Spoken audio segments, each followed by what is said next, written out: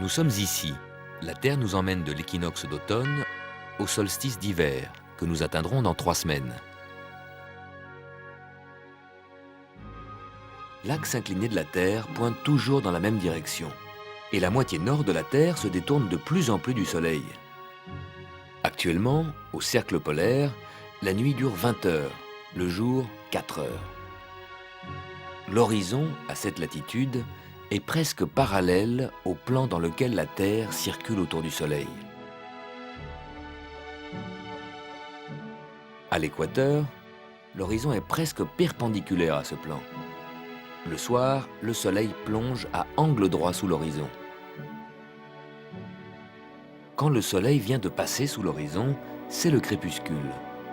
Le Soleil éclaire encore un peu le paysage tant qu'il se trouve à moins d'une largeur de main sous l'horizon, 6 degrés.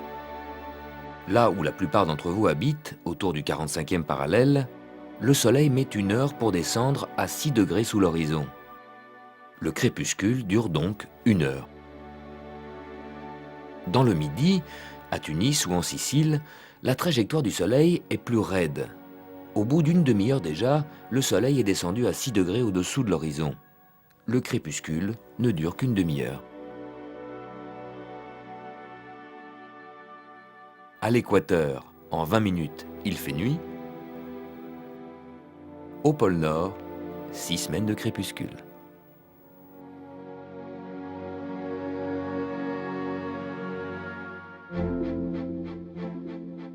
Vous pouvez voir la progression de la Terre sur son orbite en prenant les étoiles comme repère. Elles glissent d'un soir à l'autre 1 degré vers la droite. En 365 jours, 360 degrés. Un tour complet. C'est en fait la Terre qui circule autour du Soleil. Et nous voyons tous les soirs les mêmes étoiles un peu plus tôt. 4 minutes plus tôt. En un mois, ça fait 2 heures. Cette semaine, vers 22 heures, c'est la constellation Orion qui se lève à l'horizon. Les étoiles que vous voyez ce soir à 22 heures, vous les retrouverez dans un mois, en décembre, 2 heures plus tôt, à 20 heures. Et en janvier, vous verrez les étoiles exactement à la même place, encore 2 heures plus tôt, à 18 heures. En février, 2 heures plus tôt, à 16 heures. Et non, à 16 heures, il fera encore jour. Les étoiles seront bien là, mais invisibles, cachées par l'atmosphère que le Soleil illumine.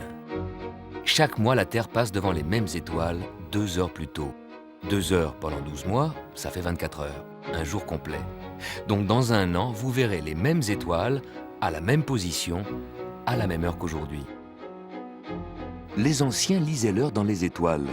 Pour vous aussi, l'univers des étoiles peut être une grande horloge. Si vous ne confondez pas étoiles et planètes. Quand la planète Vénus est visible en automne le soir à l'ouest, vous verrez le matin un astre brillant au même endroit du ciel où vous avez vu Vénus la veille au soir. C'est Sirius. On confond souvent Sirius et Vénus, car ces 2 astres, très brillants, apparaissent parfois au même endroit. Ils appartiennent pourtant à des mondes totalement différents. Sirius est une étoile. Elle est très très loin de nous. Sa lumière met 9 ans pour nous parvenir. Vénus est une planète. Elle ne rayonne pas, elle nous renvoie la lumière qu'elle reçoit du Soleil. Vénus est très proche de nous. La lumière qu'elle reflète nous parvient en 4 minutes. De très très loin, nous regardons Sirius. Nous voyons l'étoile dans cette direction et nous la retrouverons l'année prochaine, à la même date, à la même heure, dans la même direction. Par contre, la planète Vénus va bouger. Elle est ici, mais l'année prochaine, quand nous repasserons là où nous sommes aujourd'hui, elle sera ailleurs, derrière le Soleil.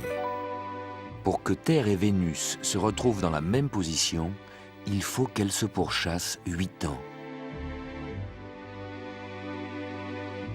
Alors que Sirius, chaque année, est au rendez-vous.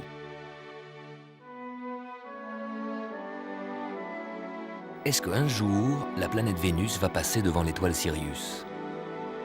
Jamais. Vénus, comme la Terre et toutes les planètes, circulent à peu près dans le même plan. Les groupes d'étoiles, les constellations, à l'arrière-fond de ce plan, forment le zodiaque. L'étoile Sirius fait partie de la constellation du Grand Chien, qui est plus bas dans le ciel que le zodiaque, en dessous des Gémeaux. Orion, à droite, est en dessous du Taureau. Vénus, au cours de son périple, passera donc successivement devant les constellations du zodiaque. Taureau, Gémeaux, Cancer, Lion et tous les autres, mais jamais près de Sirius. Ni près de la Grande Ourse, une constellation bien au-dessus du zodiaque. Comment se fait-il alors que nous voyons Vénus le soir, au même endroit, que Sirius le matin? C'est encore à cause de l'axe incliné de la Terre. Le soir, nous regardons comme ça. Nous voyons Vénus à côté de la constellation du Sagittaire. Le matin, nous regardons comme ça. Et nous voyons Sirius apparaître au même endroit dans le ciel. Vénus, à droite, en haut devant le zodiaque, ne rencontrera jamais Sirius, à gauche, en bas. Sur son orbite, Vénus est plus rapide que la Terre. Chaque fois qu'elle nous rattrape, tous les 20 mois environ, on devrait la voir passer entre nous et le Soleil. Mais l'orbite de Vénus est légèrement inclinée par rapport à l'orbite de la Terre. La plupart du temps, Vénus, vue de la Terre, passe donc un peu au-dessus ou en dessous du Soleil. Chaque année, début juin et début décembre, la Terre traverse le plan de l'orbite de Vénus. Pour un alignement parfait, il faudrait que Vénus passe ce point exactement le même jour. Là, nous pourrions voir Vénus transiter devant le Soleil. Un transit de Vénus, c'est donc très rare. Il faut attendre plus d'1 siècle. Mais quand il se produit, le suivant vient seulement 8 ans plus tard. En 1761, un astronome français, Le Gentil, fait le voyage aux Indes pour voir le transit de Vénus.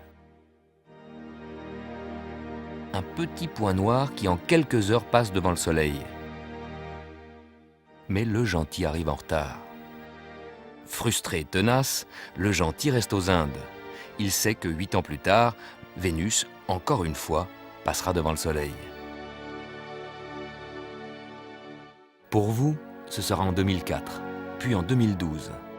L'occasion de voir de vos propres yeux l'ordre dans le désordre des orbites.